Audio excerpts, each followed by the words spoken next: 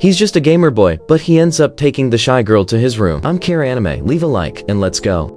It all started on a memorable day in a cafe when Akane's cheating boyfriend broke up with her.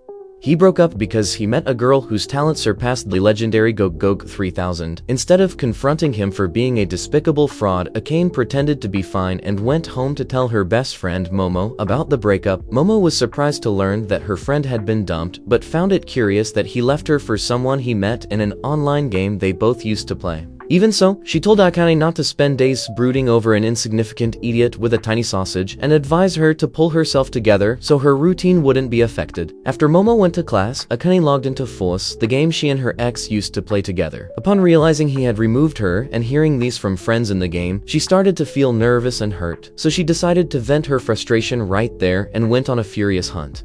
During the hunt, she encountered a character with a bored expression who she discovered was her guild partner and dear friend and decided to strike up a conversation, but he responded curtly and asked if she was hunting for some rare item. Akane replied no and said she was there because she had been dumped, but the disheartened elf barely cared about her misfortune. To save the Serpentap BC, then he asked her to clear the hunting field because he needed to use it, which made Akane even more irritated, leading her to vent her anger on him. However, Yamada remained indifferent, as he only wanted the field for himself.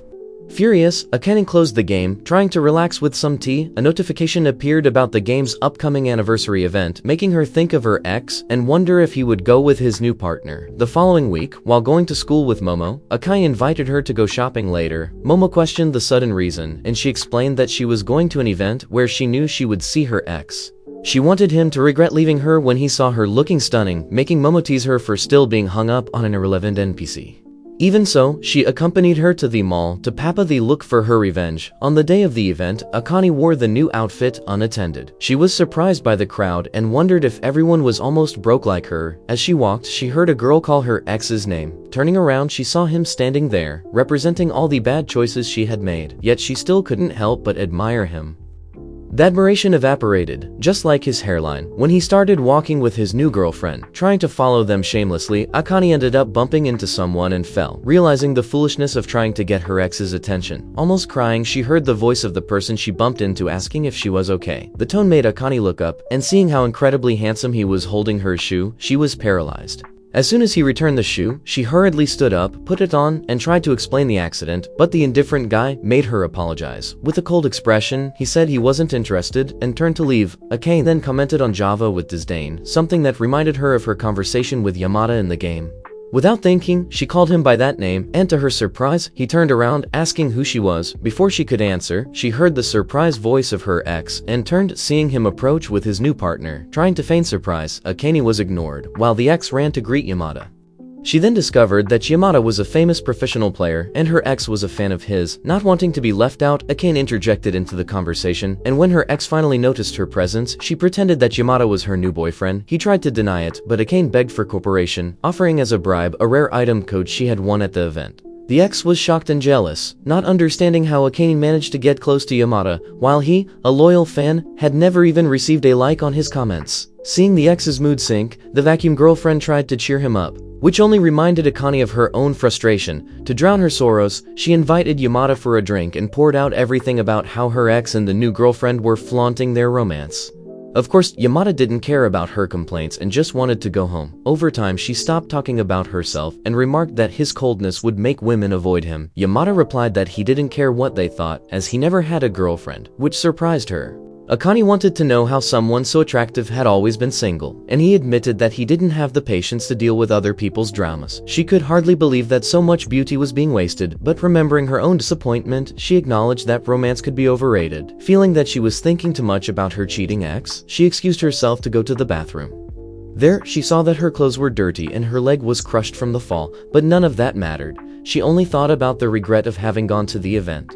Upon returning, she noticed that Yamada had left, leaving her sad because she didn't want to be alone. About to cry over her pathetic life, Yamada reappeared, ignoring her surprised look. He asked her to sit down and applied a bandage to her injured leg, explaining that he had gone out to buy the bandage after seeing the wound. Akane was touched by the gesture, and before she knew it, she was crying again, begging him to stay and keep drinking with her. The next morning, Akane woke up with a hangover in a strange room, and the biggest shock was seeing Yamada there, focused on the game. The shock of seeing him made Akane fall off the bed, and her brain still processing led her to think that maybe it was all a dream. Yamada assured her that nothing had happened between them, as he was not one of those degenerate cultists that take advantage of drunk women. He explained that she had passed out at the restaurant after drinking like a sailor, and that not knowing where she lived, he had no choice but to take her to his house. Akane thanked him for not leaving her on the street at the mercy of her own vomit and apologized for the inconvenience. A spoon of Puzzlemanthian Spoos and Trice Cream Beans. Yamada replied that if she was really sorry, she should leave. As she got up, he mentioned that she would find her shirt in the bathroom, as he washed it after she spilled dinner on it. He also said that he paid the restaurant bill, and the Connie promptly offered to reimburse him. Minutes later, Yamada slammed the door in her face, adding that he hoped never to cross her path again. Embarrassed, Akane made the walk of shame back home, even though the night had been a truly exhausting ordeal. Upon arriving, she took a shower to get rid of the smell of alcohol and vomit. Later, while lying down massaging her face, she realized her necklace was missing. She ran to the bathroom, then rummaged through her bag, but nothing. She thought it might have fallen in Yamada's apartment and logged into Force to ask if he had seen it. He was not online, which frustrated her since that necklace, a gift from her idiot ex, still held emotional attachment for her. Soon, Rurihime, the guild leader, sent her a message asking if she was okay. Akane confessed she wasn't, and Rui offered to listen to her. She talked about the breakup and the disappearance of the necklace. While they were talking, Yamada entered the game, and Akane asked if he had seen the necklace in his apartment. Yamada said no, and was already getting ready to hunt, but Ruhi stopped him to help cheer up Akane. Yamada refused, saying he had more urgent matters, like the fact that the guild's warehouse was always full of useless items. He revealed that he always organized everything, but someone clueless kept cluttering the space again. The culprit was Akane, and when she admitted it, they were both stunned. Ruhi tried to ease the situation, knowing that Akane felt bad about what Yamada had said, but Yamada coldly advised her to keep only valuable items. The direct manner made him sound like a blade, and Akane felt more foolish than Goku and Luffy combined, leaving the game shaken. After Harihime scolded Yamada for his harshness, he also disconnected. As he got up from the chair, Yamada stepped on something sharp. It was Akane's necklace, now broken. Days later, Akane was having lunch with Momo, and mentioned the lost necklace. Momo questioned why she still cared about the gift from a guy who left without his second thoughts. Akane tried to justify his thief, but Momo cut her off, saying she was being pathetic. Later, on their way home, Akari saw Yamada rejecting a girl's confession. When he walked away, she approached to scold him for being so cold, saying he should be kinder. Walking together to the exit, Akane discovered that Yamada was still stowing. She tried to make conversation, but the interaction seemed more tedious than a rerun. Suddenly, Yamada stopped and opened a handkerchief, revealing the broken necklace. She apologized for the accident, but Akane assured her it was no problem, even saying she was thinking of getting rid of it. As they left the station, Akane said goodbye and ran home in the rain, but Yamada stopped her and insisted she take his umbrella. The next day, Akane was in bed holding the necklace when the doorbell rang. It was a delivery from her mother, boxes with her old things. In a note, her mother explained that she had emptied her room to turn it into a training room. Shocked by the mess, Akane called Momo for help. Her friend suggested throwing everything away, but Akane, always dramatic, cried and refused. In the end, they packed everything for disposal. While preparing the last bag, Momomo showed her the broken necklace and Yamada's umbrella. Akane almost said she wanted to keep it, but remembered his advice about being selective and decided to throw away the necklace, realizing that attachment out of nostalgia didn't make sense. After taking everything to disposal, Momo suggested drinking to cheer her up. Hours later, the two arrived drunk at Yamada's door. Akane said she came to return the umbrella, irritating Yamada for interrupting his sleep. The two drunk girls didn't care much. Momo even tried to convince him to date her, and Akane, laughing, thanked Yamada for everything he did. She pulled Momo to leave, but he called her back, asking her to join force because Rurihime had been worried since she disappeared after the scolding. Akane understood. It was his way of apologizing, and promised she would return to the game when she got home. A few weeks later, Akane was dragged by Momo to a group hounding, but she was so comfortable that she tried to convince her to let her leave. Since Momo refused, Akane resigned herself to fiddling with her phone. I pee-poo, I pa-ka-po. At that moment, one of the guys tried to start a conversation, saying he heard she liked games, and asking her to share which game she was playing the most at the moment, since he also liked video games. Akane replied that it was an MMORPG, and when she mentioned the name, it was clear he was as clueless as most of you trying to find the G-spot. 1 hour later, when the meeting ended, Momo complained that Akane had spent the whole time glued to her phone instead of interacting with hey guys. Akane apologized and explained that she was talking to Rurihime, which made Momo question why she thought it was wise to give her contact to someone she met online. You poo bean bee, apologize. Akane assured that Rurihime was not a stranger and showed the conversation, praising how adorable her character was. Momo, suspicious, asked if Akane was sure that Ruri was not a bizarre middle-aged man pretending to be a girl. This made Akane a little uneasy. After Momo left, she began to wonder if she had been hasty in trusting her contact to someone who Odishi Kandate in Kori X. She had never seen it in person. Later, after getting home and putting on her pajamas, she excitedly turned on the computer to play Fuse. While waiting, she suddenly realized she was more eager to play Fuse than to go to that group meeting. And this made her wonder if she was slowly becoming a card-carrying nerd. She quickly dismissed this thought, but was upset to find the guild hall as empty as in Yutaki's mind.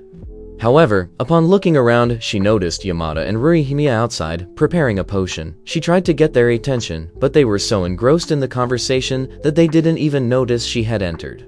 Akane didn't want to interrupt and just read the messages where Rihin said how nice it was to be just her and Yamada connected. Akane was surprised and wondered if Yurihime was his girlfriend, but didn't know if she should comment. At that moment, Yamada informed Rurihime that Akane was online, and Rurihime greeted her cheerfully.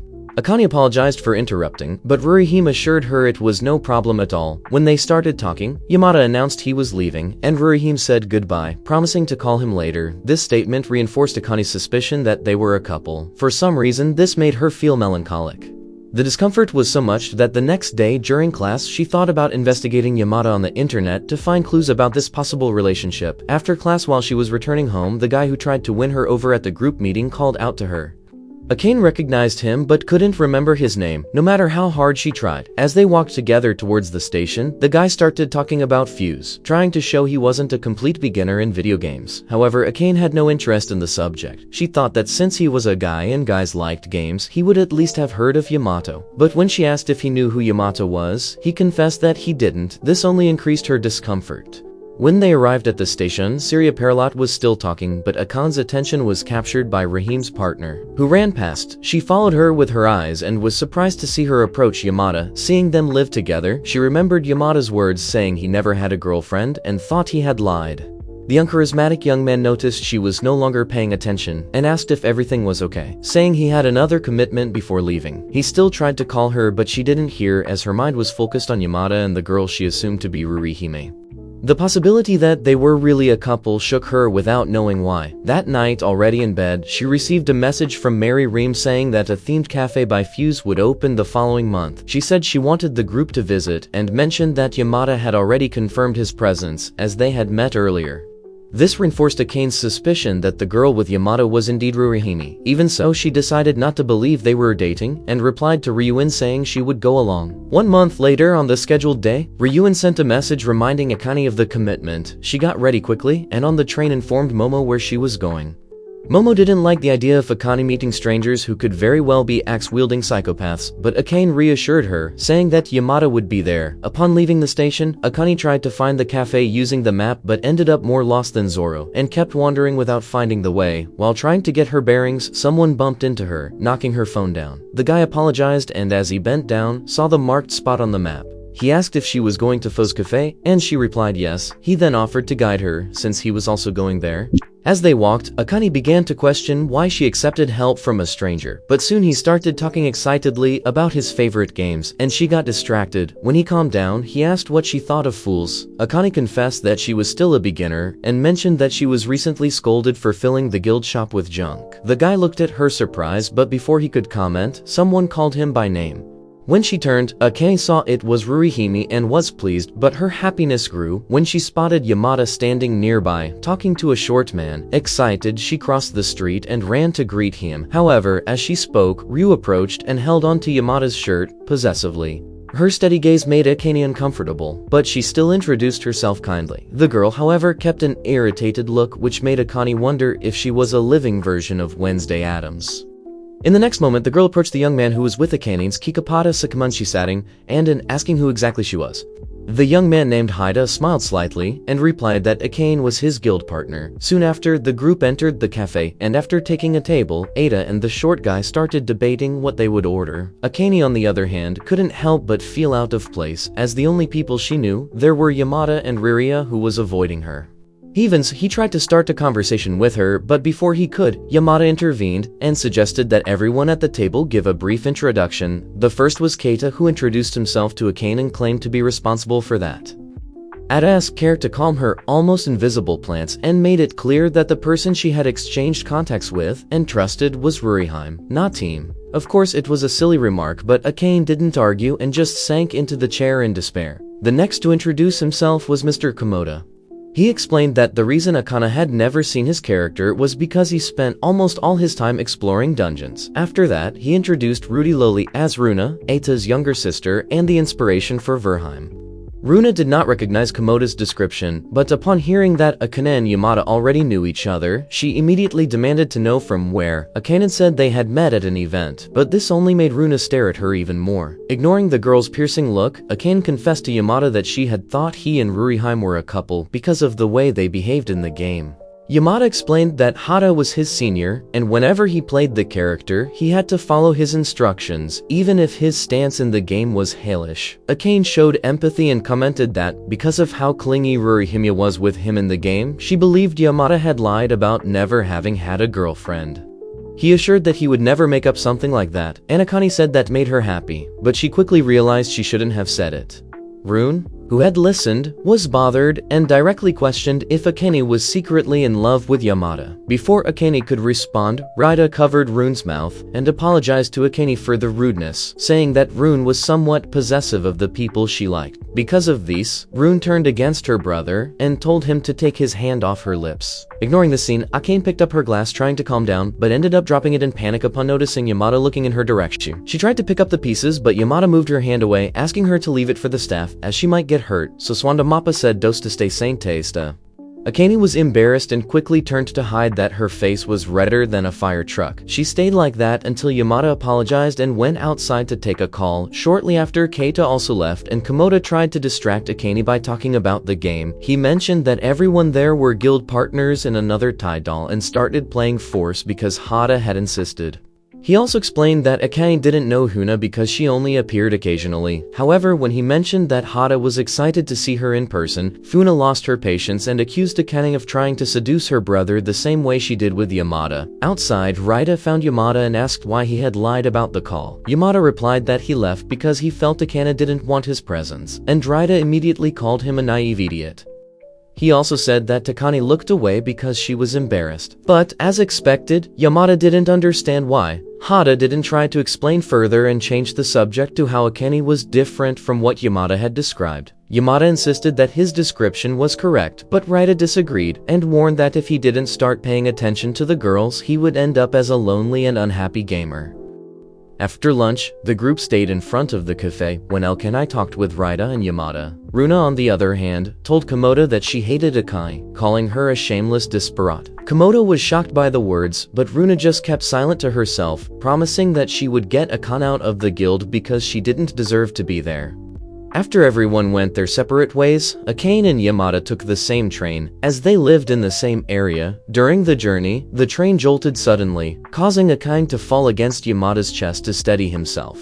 Then, he suggested they switch places to prevent it from happening again. When they did, Akane noticed that most of the women in the carriage were watching Yamada and couldn't blame them, as she had also been charmed by him the first time they met. Her thoughts soon turned to Runa's questions about what she felt for Yamada, and she wondered why the girl had mentioned that. To distract her mind, she brought up another topic, asking what he would have for dinner, and he replied, pudding. Akane laughed, thinking it was a joke, but he proved otherwise when he actually bought a pudding after they left the station. As they walked together, she asked if he usually prepared his meals, and he admitted that he couldn't cook to save his life. Thus, he lived on ready-made meals and convenience store products. Akane was not satisfied with the answer and asked him to wait 10 minutes. Then her phone rang, and she was surprised to see it was Runa.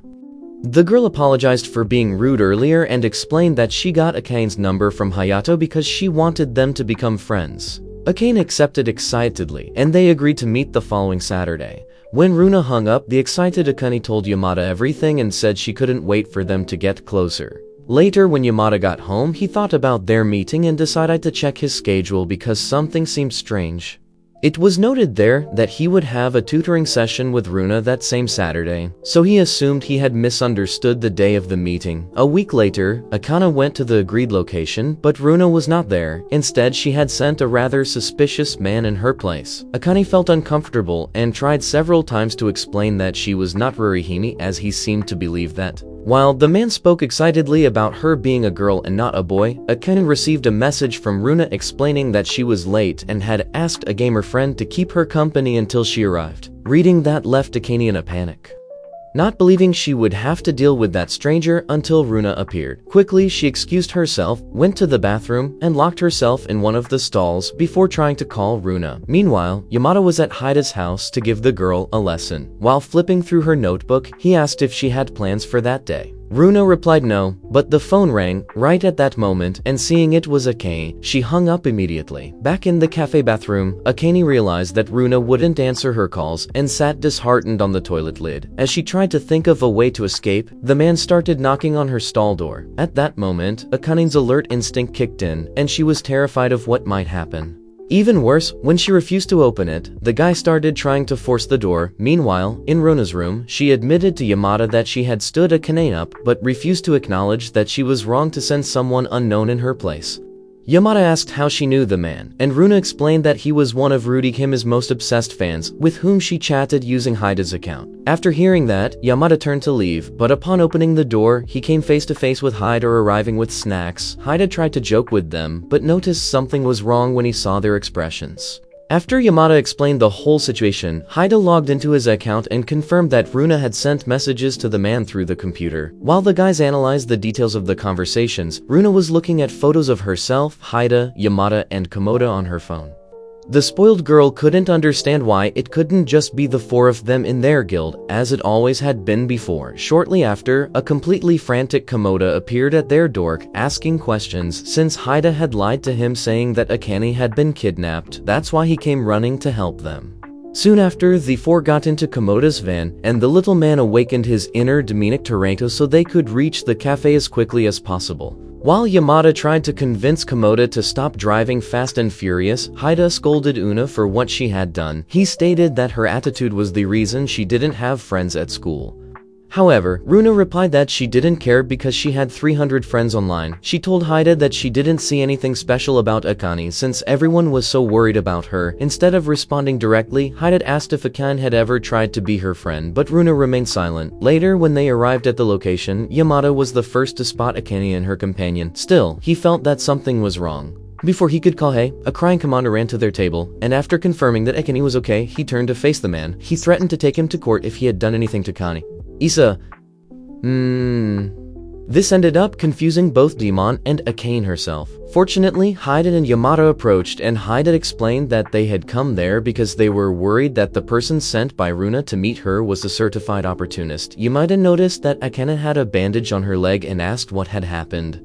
The idiot with glasses said it was his fault and explained that Akane had hit her knee on the toilet after he surprised her in the bathroom. Upon hearing that he had entered the women's bathroom, Haida grabbed him by the tie and demanded an explanation for that. The man explained that he got worried when Akane didn't return to the table and decided to check if she hadn't fainted and hit her head. Your clumsy approach ended up causing Akane's accidents. After that, he got some bandages to try to ease her pain. Haida asked if his stupidity was hereditary, or something he had acquired over time, since everyone knew it was wrong for a man to enter the women's bathroom, as if he owned the place. The guy didn't seem to see anything wrong with his actions and even complained that Haida was being unnecessarily rude. Haida didn't care and continued scolding him. Meanwhile, Akane turned her attention to Yamada, who had been standing like a mannequin since he asked about her leg. Yamada didn't apologize and said that if he had mentioned earlier that he was giving lessons to Runa that Saturday, none of that would have happened. Akane was surprised to find out that he was Runa's tutor and ended up deluding herself, believing that Runa was late for the meeting because she was in class. Deep down, she knew it was just a lie, but because she really wanted to believe that Runa was her friend, she chose not to react when she saw her. Then Akane tried to run after her, but couldn't because her leg started throbbing. When Runa heard her scream in pain, she rushed back to the cafe and asked if she was okay. Just when she was about to respond, Haida interrupted her and told Runa to follow him, saying he would scold her. Runa turned to Yamada and tried to reach him, but he stated he wouldn't save her that time. Haida then grabbed her hand and started pulling her away, but stopped when Akan let out another cry of pain. She declared that it felt like her organs were submerged in boiling acid and begged Haida to run to a nearby store to buy some painkillers. She convinced Yamada and Komoda to go with him, asked the nameless man to disappear from there, and insisted that Runa keep rubbing her belly until they returned. When only the two girls were left, she resumed her place, but Runa remained standing with a frightened expression on her face until Akane asked what level she was at in force. Runa was surprised by the question and took a few seconds to respond. However, when Akane continued talking about the game, she lost her patience. She questioned why she was acting as if everything was normal when it clearly wasn't, and confessed that she had distanced herself from Kane because she didn't like her and wished she would leave the guild. She remained silent for a few moments, but upon recalling that Runa ran to help her when she heard her scream, she decided to speak up. She said she would leave the scolding to Rada and that she had come there in the hope that the two of them could become friends. Runa started crying and apologized, as she didn't imagine Kane could be kind to her after everything. Minutes later, the guys returned and were surprised to see Kane consoling Runa. A few days later, Runa visited Kan, and while she was instructing Kane on how to level up in force, Momo sat with them and continued complaining about how hard it was to be single.